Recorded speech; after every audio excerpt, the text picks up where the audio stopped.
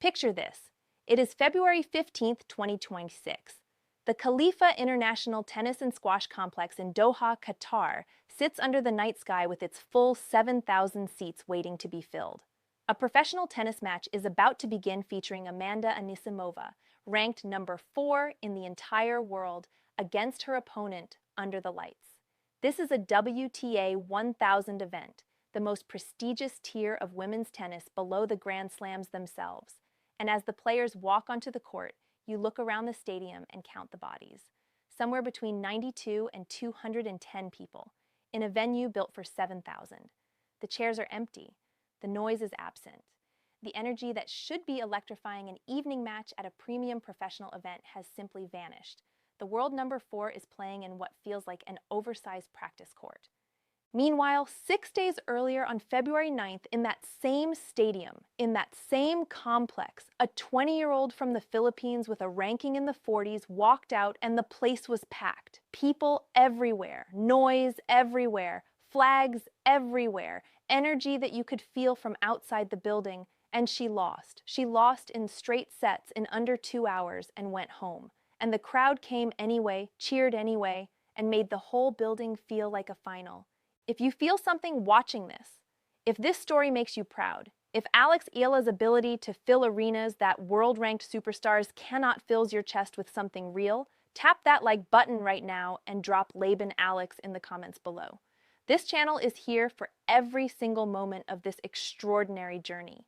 And if you believe Alex Eala is not just making noise right now, but is genuinely on her way to becoming one of the defining players of her generation, comment future champion, because we are planting that flag early. And if you think the WTA's ranking system has a very serious problem that it is not willing to talk about honestly, drop a fire emoji in the comments, because this conversation needs to be had loudly. Now let us get into all of it, because what is happening on the WTA Middle East swing right now is not just a sports story.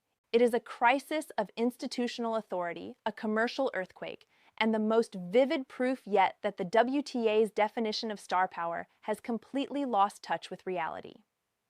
Let us start with the numbers, because numbers do not lie even when institutions would prefer them to. Aryna Sabalenka is the WTA world number 1. She has accumulated 10,870 ranking points.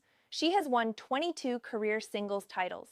Her career prize money sits at over $46 million. She is, by every official metric the WTA uses to measure greatness, the best women's tennis player on the planet right now. And on February 8th, 2026, she withdrew from the Qatar Open in Doha, citing a change of schedule following her Australian Open final loss to Aryna Sabalenka on January 31st. Iga Swiatek, the world number 2, withdrew from the Dubai Duty-Free Tennis Championships on February 13th, citing mental readiness and schedule adjustments. Jessica Pegula, world number 5, withdrew from Doha due to injury. Madison Keys also withdrew. And the cumulative result of all these departures, all these official statements about recovery and scheduling and readiness, was a 7,000-seat stadium, sitting nearly empty during a world number 4's match on the 15th of February. Now here is the number that makes all of this impossible to ignore. Alex Eala, ranked world number 47 as of that week, having already exited the Qatar Open 6 days earlier after losing to 18-year-old Teresa Valentova, had generated the biggest crowd the Khalifa complex had seen all tournament. She lost. She collected $18,300 and 10 ranking points for a first-round exit. She packed up, flew to Dubai, and left, and the tournament continued without her crowd. Salah Talak, the tournament director for the Dubai Duty-Free Tennis Championships, stood at the draw ceremony on February 15th and said what everyone in professional tennis was already thinking. He called the timing of the top players' withdrawals strange. He argued, publicly and with conviction, that the WTA should dock ranking points for late withdrawals rather than simply issue financial fines. His argument was straightforward and damning. The current fine structure is meaningless for players at the very top. Sabalenka, who had already banked over $1.3 million in prize money in the first 6 weeks of 2026 alone from her Brisbane title and Australian Open final run, can absorb a financial penalty without feeling it in any way that changes her behavior. The consequence, Talak argued, needs to be sporting. It needs to cost something that money cannot replace. Because right now, the system lets the most powerful players hollow out WTA 1,000 tournaments without any meaningful consequence, leaving the fans, the sponsors, the broadcasters, and the venues holding the empty bag. The WTA Finals in Riyadh in November 2024 had drawn approximately 400 people to a 5,000-seat venue for matches involving Swiatek and Barbara Krejcikova. The Khalifa International Tennis and Squash Complex in Doha repeated this failure on a dramatically larger scale 6 months later. This is not a one-off bad night. This is a pattern, and the pattern exposes a structural problem at the very heart of how women's professional tennis sells itself to the world. But here is where the story stops being just about institutional failure and starts being about something far more exciting. Because while all of this was unfolding, Alex Eala was doing something no ranking system can quantify. She was turning the global Filipino diaspora into the most passionate and organized traveling fan base in women's professional tennis. And in doing so, she was demonstrating in the most visible and embarrassing way possible for the WTA's current hierarchy that commercial value and ranking position are not the same thing, that the number next to a player's name does not automatically translate into bodies in seats, noise in arenas, or people who will travel across cities and countries to watch someone compete. And in a sport that desperately needs new markets, new audiences, and new energy, the player who cannot yet break into the top 30 is consistently doing something the world number one cannot do when she actually bothers to show up. To understand how we got here, you need to understand who Alex Eala is and what she has already done. Alexandra Maniego Eala was born on May 23, 2005 in Quezon City, Philippines. At 13, she left home to train at the Rafael Nadal Academy in Mallorca, Spain. She won the Australian Open Junior Doubles title in 2020. She won the Roland Garros Junior Doubles in 2021. And in 2022, she became the first Filipino in history to win a Grand Slam junior singles title, claiming the U.S. Open Junior crown and opening a door that had been shut to Filipino tennis for generations. She carried that foundation into professional tennis, and then in 2025, she exploded. She began the year ranked number 147 in the world. She walked into the Miami Open as a wild card, and over the course of 2 unforgettable weeks, she defeated Jelena Ostapenko, a former French Open champion. She defeated Madison Keys, ranked number 5 in the world. She defeated Iga Swiatek, ranked number 2 in the world, in the quarterfinals, breaking Swiatek's serve 8 times across 2 sets and forcing 19 unforced errors in the first set alone. She reached the Miami Open semifinals, becoming the first Filipino in history to reach a WTA 1000 semifinal and the first Filipino to enter the WTA Top 100. Her ranking jumped from 147 to 75 in 14 days. She then won her first WTA 125 title in Guadalajara. She reached her first WTA Tour-level final at the Eastbourne International. She made her Grand Slam main draw debut at Roland Garros. She became the first Filipino player in history to win a Grand Slam singles match in the Open era at the U.S. Open, defeating Clara Tauson in the first round. And she ended 2025 ranked number 50 in the world, a 97-place climb in 1 calendar year. By February 9, 2026, she had pushed her career high to number 40, the highest any Filipino tennis player had ever been ranked in the history of the WTA Tour. She had reached the semifinals in Auckland to open the season. She had made quarterfinals in both Manila and Abu Dhabi, and everywhere she went, the Filipino community followed. When she made her Australian Open main draw debut in January 2026, her first round match against Alicia Parks caused a traffic jam around the small outer court. People were queuing longer to watch Alex Eala than they were for matches involving seeded players. She described it herself afterward. She said she had never seen a line so long for her match, and that it showed how much tennis was growing in her country. She said she was proud of that, and she should be, because what she is building is not a fan base, it is a movement. The Filipino community in the United Arab Emirates alone is close to 1 million people. Dubai Duty Free, the tournament sponsor, employs 3,000 Filipino staff members. When Tahlak, the Dubai tournament director, was asked about the expected atmosphere for Eala's debut at his event, he compared it to the 2005 arrival of Sania Mirza, the Indian tennis pioneer, whose presence in Dubai had drawn thousands of Indian fans and turned her matches into cultural events as much as sporting ones. Tahlak said he expected the same kind of atmosphere for Eala. He called her a fantastic young player. He said she was very positive and very enthusiastic, and then he made the observation that cuts to the very center of this entire conversation.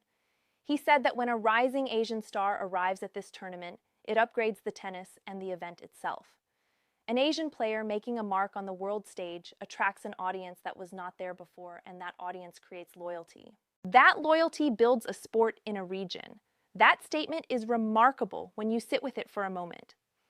The director of one of the most prestigious WTA 1000 events in the world is telling you, plainly and openly, that a player ranked in the 40s is upgrading his tournament. Not the world number 1, not the world number 2, the 20-year-old from Quezon City who trains harder than she sleeps and treats every Filipino community in every city she visits as her home crowd. And then Dubai happened, and it was even bigger than anyone predicted. On February 15, 2026, Alex Eala walked onto the center court of the Dubai Duty-Free Tennis Stadium for her debut match at the event against American Hailey Baptiste. A near-capacity crowd was in attendance. That is not a misprint. Near capacity. For a first-round match, for a player ranked number 40 who was facing a lucky loser ranked one place above her.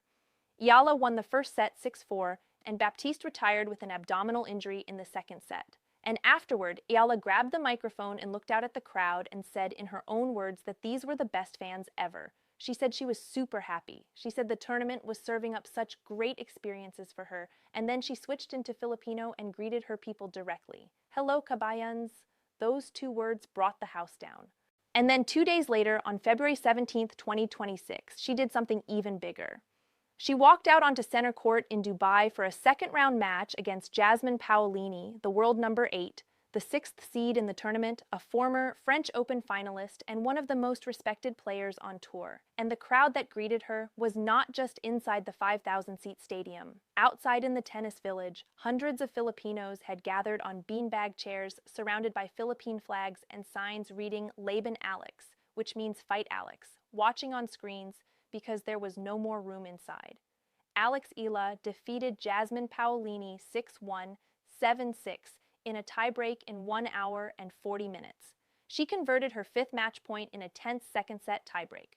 She earned her 3rd career top 10 win on the WTA Tour. She became the first Filipino player in history to reach the round of 16 at the Dubai Tennis Championships since the event's inauguration in 2001. She became the first Filipino to reach the round of 16 at multiple WTA Tier 1 or 1000 level events since the format was introduced in 1990. After the match, she looked up at the crowd and said something that has already been shared tens of thousands of times. She said she looked up and there were Filipinos for days. She said it was a blessing to be able to play in atmospheres like that. She said she was privileged and thankful to be introducing women's tennis as a new sporting world to a new demographic. She said she hoped it would inspire young girls and women of all ages to take up sports. That is not a press conference answer. That is a person who genuinely understands what she represents and carries that responsibility with grace, with joy, and with a smile that makes the people watching feel seen. Now, let us talk about the institutional irony that sits at the center of all of this. Sabalenka is the world number 1. Her serve is one of the most efficient weapons in the history of women's tennis. She wins 85.4% of her service games. Her first serve win percentage is 75%. She is a 2-time Australian Open champion. She is one of the greatest players of her generation. Nobody is disputing any of that. But the critical question that Tahlak raised on February 15th and that the attendance numbers have been screaming for months is this. What does world number 1 actually mean in the WTA's commercial reality in 2026 if the world number 1 cannot fill a stadium in Doha and the world number 47 can? What does the tier designation of a WTA 1000 event actually mean if the players who justify that designation can withdraw at will with no sporting consequence, and the players who actually fill the seats collect 1/8 of the prize money for doing so? Sabalenka's career prize money is over $46 million. Eala earned $18,300 for her first-round loss in Doha and 10 ranking points. The financial gap is extreme by any measure, but the gap in crowd-drawing ability, in the specific context of the Middle East swing in early 2026, runs in the opposite direction entirely, and that contradiction is not a minor footnote. It is the central crisis of the current WTA model. The system financially rewards players it cannot rely on to appear. It relies on players it financially marginalizes. There is also a historical moment worth revisiting that helps explain why the Eala versus establishment tension feels so charged.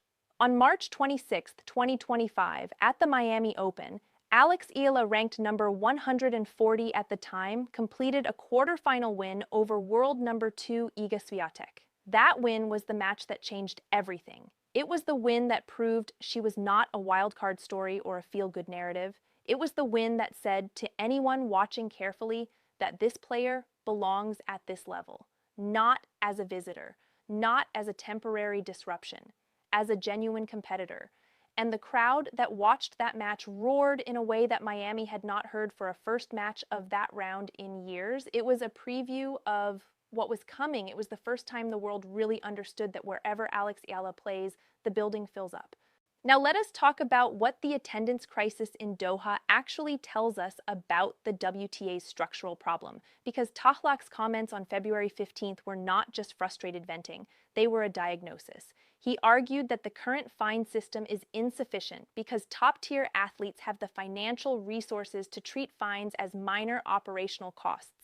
If a player like Sabalenka, who earned over $1.3 million in the first 6 weeks of the year alone, chooses to withdraw from a 1,000-level event to rest, the fine she receives does not change her behavior. It does not protect the tournament, the fans who purchased tickets in anticipation of seeing her, the sponsors who paid for exposure based on a lineup that no longer exists, or the venue that has a 7,000-seat capacity and 200 people sitting in it. Tahlak's proposed solution, docking ranking points rather than levying fines, would be genuinely consequential because ranking points are the currency of professional tennis in a way that money, for the very top players, simply is not anymore. The precedent for this problem did not begin in 2026. The WTA Finals in Riyadh in November 2024 offered a preview of exactly this failure.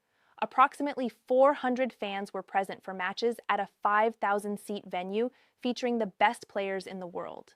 The Middle East is a new market for professional tennis.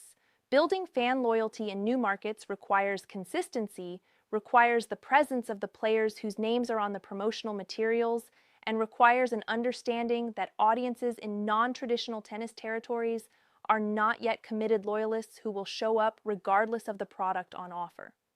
They are potential fans who are being introduced to the sport for the first time, and the first impression matters enormously. When they arrive and find near-empty arenas because the headliners withdrew at the last minute, they do not necessarily come back. Alex Eala fills arenas in the Middle East for a specific and deeply human reason. There are close to 1 million Filipinos in the UAE. The Filipino diaspora across the Gulf region is enormous, concentrated, and proud. When one of their own competes, they do not treat it as a sporting event. They treat it as a national moment. They travel, they buy tickets, they bring flags, they learn the schedule weeks in advance, they create the atmosphere that makes a match feel like something larger than a tennis game. And what makes this extraordinary is that this support does not depend on winning. Eala's first-round loss in Doha on February 9th drew a packed house. Her Australian Open debut, which she lost, caused a traffic jam outside the court. Her fan base does not show up because she wins. They show up because she is there. That is an unconditional, passionate, commercially valuable loyalty that no ranking system can manufacture and no withdrawal policy can replace.